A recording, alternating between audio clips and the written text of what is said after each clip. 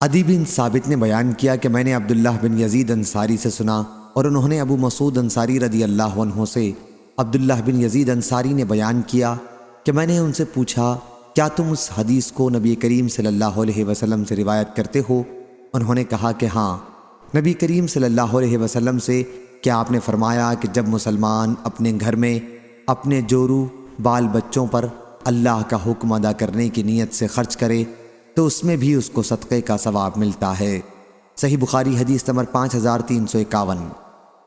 امام مالک نے بیان کیا، ان سے ابو زناد نے، ان سے اعرج نے اور ان سے حضرت ابو ہریرہ رضی اللہ عنہ نے بیان کیا کہ رسول اللہ صلی اللہ علیہ وسلم نے فرمایا، اللہ تعالیٰ فرماتا ہے کہ اے ابن آدم تو خرچ کر تو میں تجھ کو دیے جاؤں گا۔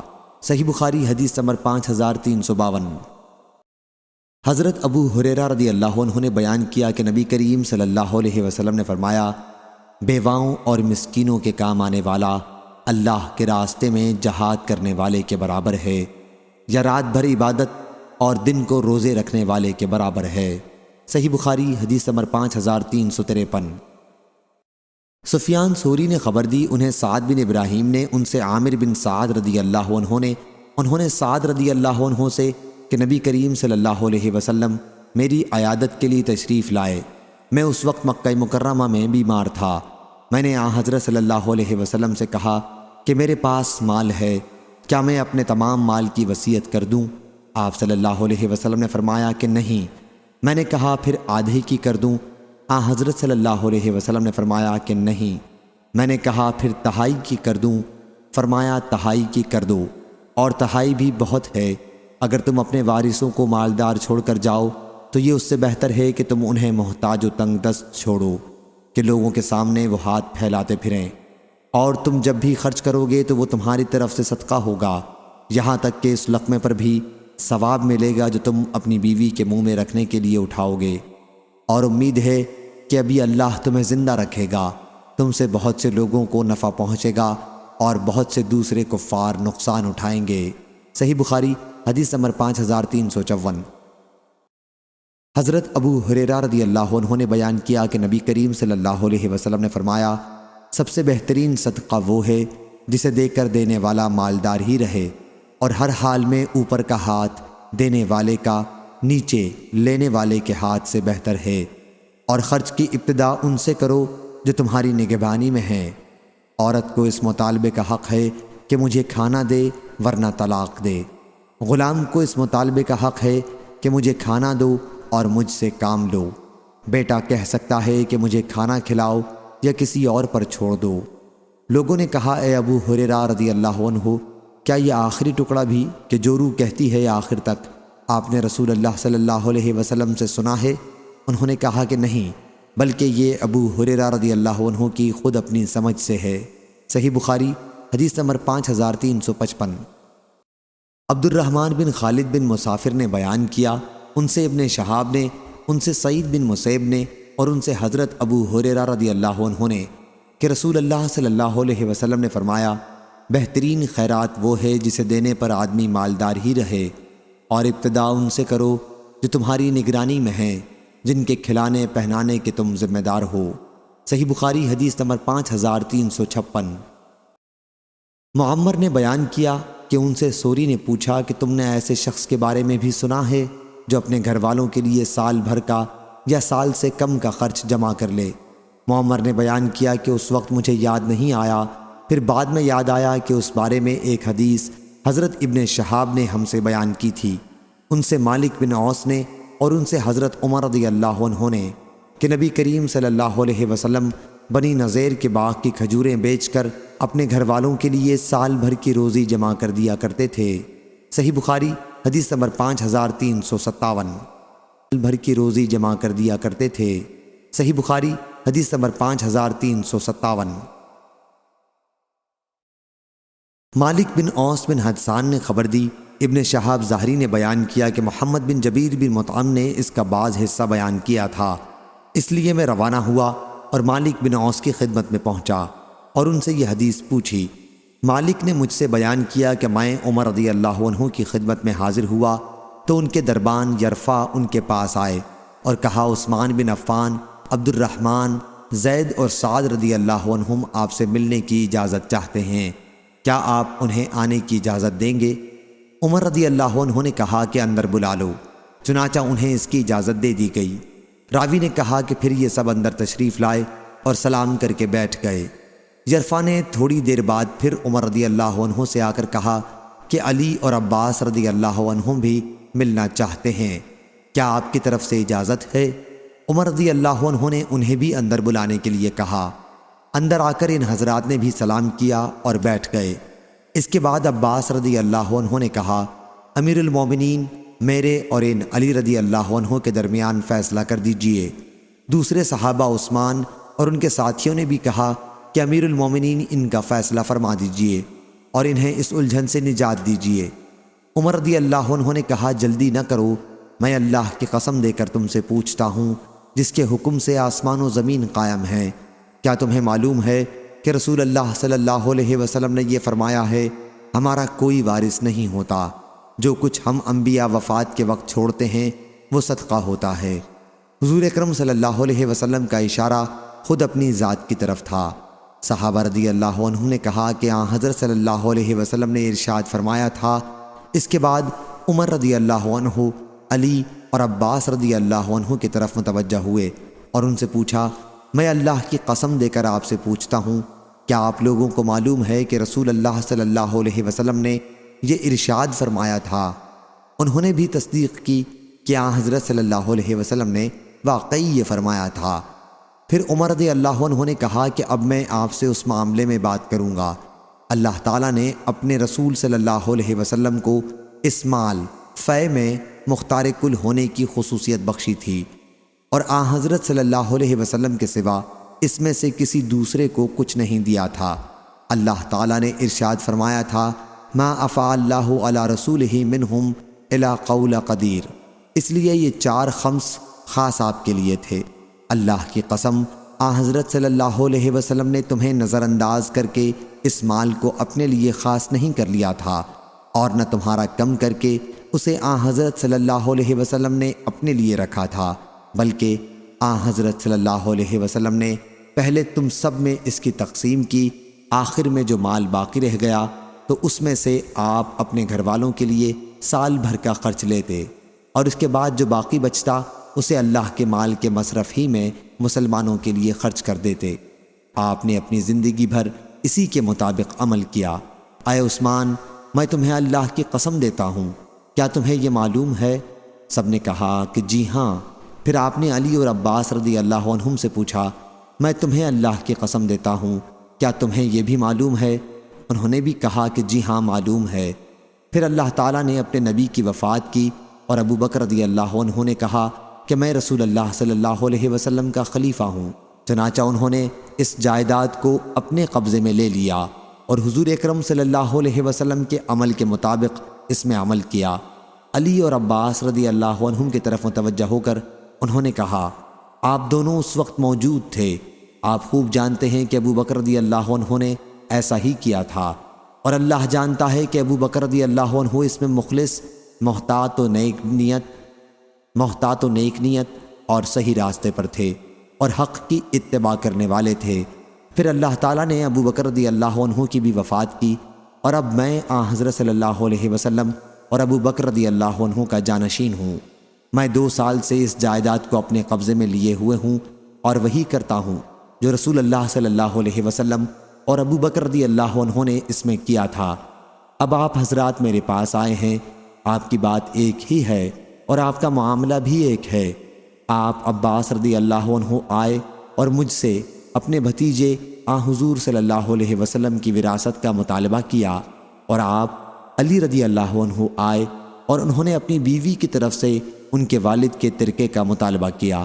میں نے آپ دونوں سے کہا کہ اگر آپ چاہیں تو میں آپ کو یہ جائیداد دے سکتا ہوں، لیکن اس شرط کے ساتھ کہ آپ پر اللہ کا عہد واجب ہوگا، وہ یہ کہ آپ دونوں بھی اس جائیداد میں وہی طرز عمل رکھیں گے جو رسول اللہ صلی اللہ علیہ وسلم نے رکھا تھا، جس کے مطابق ابو بکر رضی اللہ عنہ نے عمل کیا، اور جب سے میں اس کا والی ہوا ہوں میں نے جو اس کے ساتھ معاملہ رکھا، اور اگر یہ شرط منظور نہ ہو تو پھر آپ مجھ سے اس بارے میں گفتگو چھوڑ دیں۔ آپ لوگوں نے کہا کہ اس شرط کے مطابق وہ جائیداد ہمارے حوالے کر دو، اور میں نے اسے اس شرط کے ساتھ تم لوگوں کے حوالے کر دیا۔ کیوں عثمان اور ان کے ساتھیوں، میں آپ کو اللہ کی قسم دیتا ہوں، میں نے اس شرط ہی پر وہ جائیداد علی اور عباس رضی اللہ عنہ کے قبضے میں دی ہے نا؟ انہوں نے کہا کہ جی ہاں۔ راوی نے بیان کیا کہ پھر آپ علی اور عباس رضی اللہ عنہ کی طرف متوجہ ہوئے اور کہا، میں آپ حضرات کو اللہ کی قسم دیتا ہوں، کیا میں نے آپ دونوں کے حوالے وہ اس شرط کے ساتھ کی تھی؟ دونوں حضرات نے فرمایا کہ جی ہاں۔ پھر عمر رضی اللہ عنہ نے فرمایا، کیا آپ حضرات اب اس کے سوا مجھ سے کوئی اور فیصلہ چاہتے ہیں؟ اس ذات کی قسم ہے جس کے حکم سے آسمان و زمین قائم ہیں، اس کے سوا میں کوئی اور فیصلہ قیامت تک نہیں کر سکتا۔ اب آپ لوگ اس کی ذمہ داری پوری کرنے سے عاجز ہیں تو مجھے واپس کر دیں، میں اس کا بھی بندوبست آپ ہی کر لوں گا۔ صحیح بخاری حدیث نمبر 5358۔ عبداللہ بن مبارک نے خبر دی، انہیں یونس بن یزید نے، انہیں ابن شہاب نے، انہیں عروہ نے خبر دی، اور ان سے عائشہ رضی اللہ عنہا نے بیان کیا کہ ہند بنت عتبہ رضی اللہ عنہا حاضر ہوئیں اور عرض کیا، یا رسول اللہ صلی اللہ علیہ وسلم، ابو سفیان ان کے شوہر بہت بخیل ہیں، تو کیا میرے لیے اس میں کوئی گناہ ہے اگر میں ان کے مال میں سے اس کی پیٹھ پیچھے اپنے بچوں کو کھلاؤں؟ حضرت صلی اللہ علیہ وسلم نے فرمایا کہ نہیں، لیکن دستور کے مطابق ہونا چاہیے۔ صحیح بخاری حدیث نمبر 5359۔ عبد الرزاق نے بیان کیا، ان سے معمر بن راشد نے، ان سے حمام بن عینہ نے کہا کہ میں نے ابو ہریرہ رضی اللہ عنہ سے سنا کہ نبی کریم صلی اللہ علیہ وسلم نے فرمایا، اگر عورت اپنے شوہر کی کمائی میں سے اس کے حکم کے بغیر دستور کے مطابق اللہ کے راستے میں خرچ کر دے تو اسے بھی آدھا ثواب ملتا ہے۔ صحیح بخاری حدیث نمبر 5360۔ علی رضی اللہ عنہ نے بیان کیا کہ فاطمہ رضی اللہ عنہا نبی کریم صلی اللہ علیہ وسلم کی خدمت میں یہ شکایت کرنے کے لیے حاضر ہوئیں کہ چکی پیسنے کی وجہ سے ان کے ہاتھوں میں کتنی تکلیف ہے۔ انہیں معلوم ہوا تھا کہ حضرت صلی اللہ علیہ وسلم کے پاس کچھ غلام آئے ہیں، لیکن حضرت صلی اللہ علیہ وسلم سے ان کی ملاقات نہ ہو سکی، اس لیے عائشہ رضی اللہ عنہا سے اس کا ذکر کیا۔ جب آپ صلی اللہ علیہ وسلم تشریف لائے تو عائشہ رضی اللہ عنہا نے آپ سے اس کا تذکرہ کیا۔ علی رضی اللہ عنہ نے بیان کیا کہ پھر حضور صلی اللہ علیہ وسلم ہمارے یہاں تشریف لائے رات کے وقت، ہم اس وقت اپنے بستروں پر لیٹ چکے تھے، ہم نے اٹھنا چاہا تو آپ نے فرمایا کہ تم دونوں جس طرح تھے اسی طرح رہو۔ پھر حضور صلی اللہ علیہ وسلم میرے اور فاطمہ رضی اللہ عنہا کے درمیان بیٹھ گئے، میں نے آپ کے قدموں کی ٹھنڈک اپنے پیٹ پر محسوس کی۔ پھر آپ نے فرمایا، تم دونوں نے جو چیز مجھ سے مانگی ہے، کیا میں تمہیں اس سے بہتر ایک بات نہ بتا دوں؟ جب تم رات کے وقت اپنے بستر پر لیٹ جاؤ تو 33 مرتبہ سبحان اللہ، 33 مرتبہ الحمدللہ اور 34 مرتبہ اللہ اکبر پڑھ لیا کرو، یہ تمہارے لیے لونڈی غلام سے بہتر ہے۔ صحیح بخاری حدیث نمبر 5361۔ عبید اللہ بن ابی یزید نے بیان کیا، انہوں نے مجاہد سے سنا، انہوں نے عبد الرحمن بن ابی لیلہ سے سنا، ان سے حضرت علی بن ابی طالب رضی اللہ عنہ بیان کرتے تھے کہ فاطمہ رضی اللہ عنہا رسول اللہ صلی اللہ علیہ وسلم کی خدمت میں حاضر ہوئی تھیں اور آپ صلی اللہ علیہ وسلم سے ایک خادم مانگا تھا۔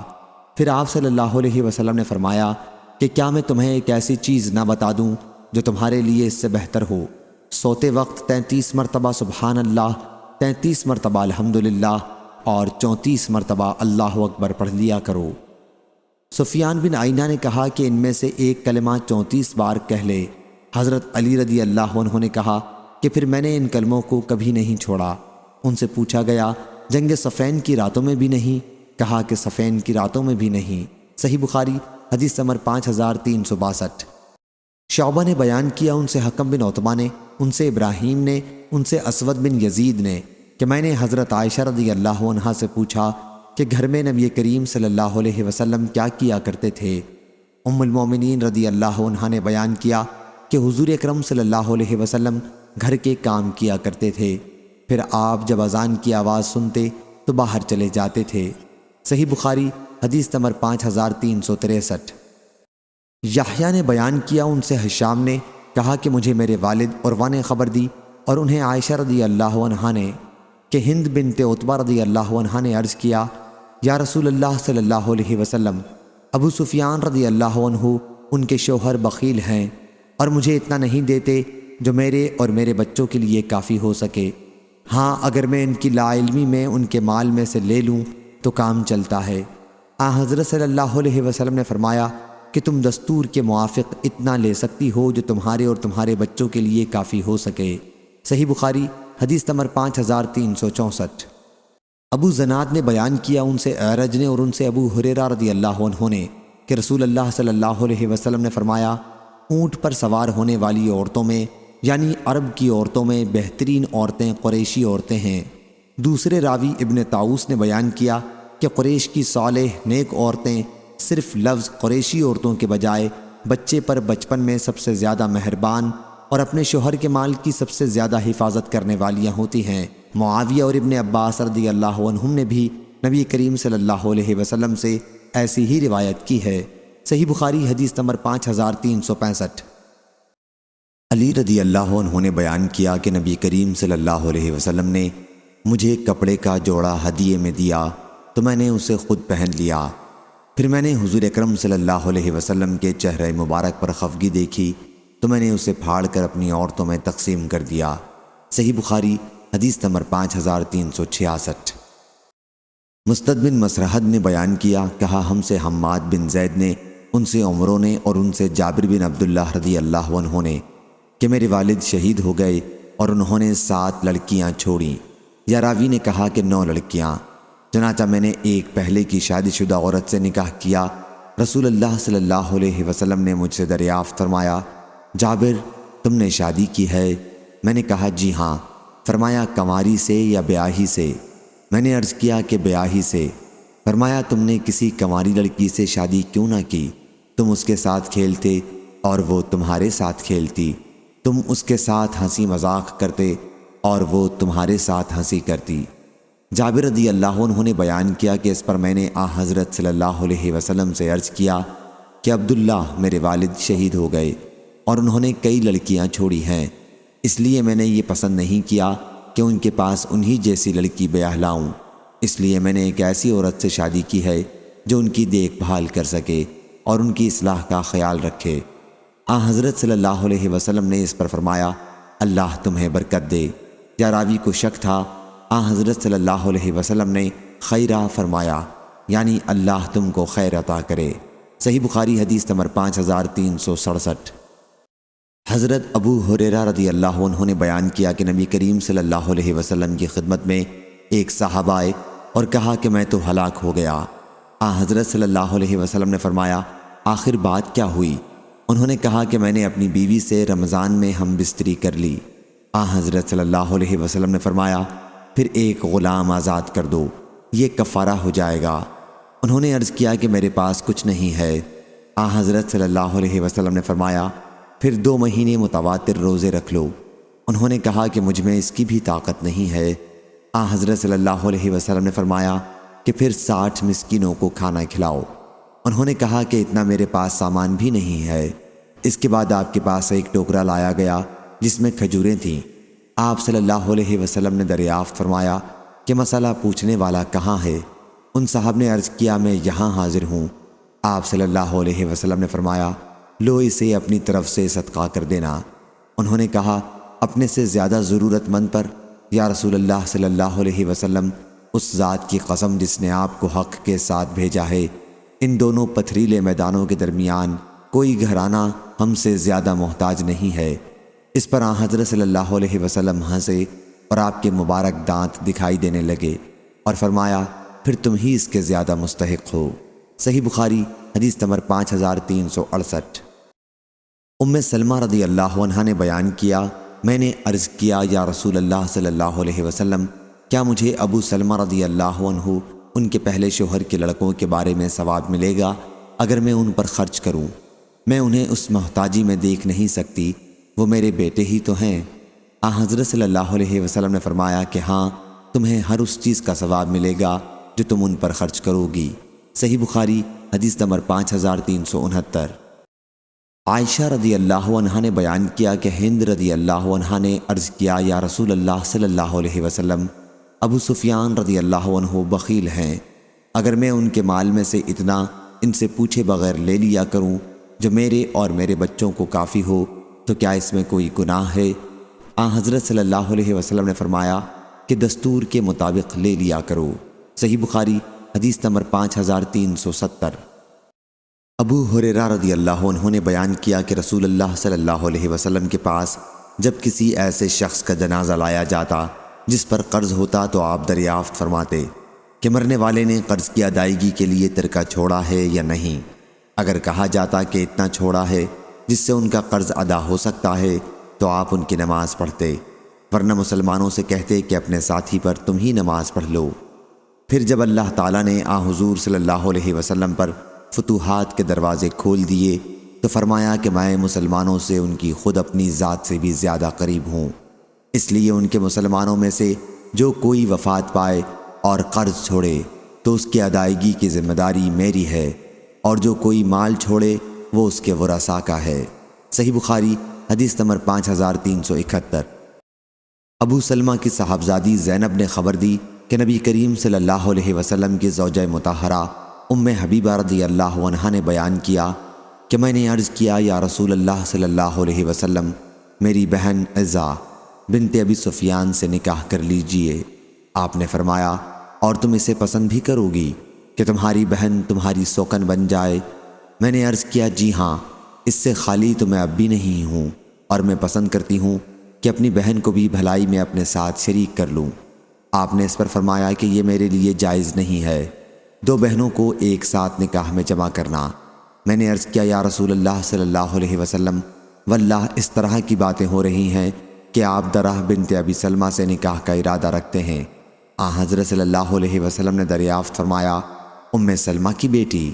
جب میں نے عرض کیا جی ہاں تو آپ نے فرمایا اگر وہ میری پرورش میں نہ ہوتی جب بھی وہ میرے لیے حلال نہیں تھی، وہ تو میرے رضائی بھائی کی لڑکی ہے، مجھے اور ابو سلمہ کو صوبیہ نے دودھ پلایا تھا، پس تم میرے لیے اپنی لڑکیوں اور بہنوں کو نہ پیش کیا کرو۔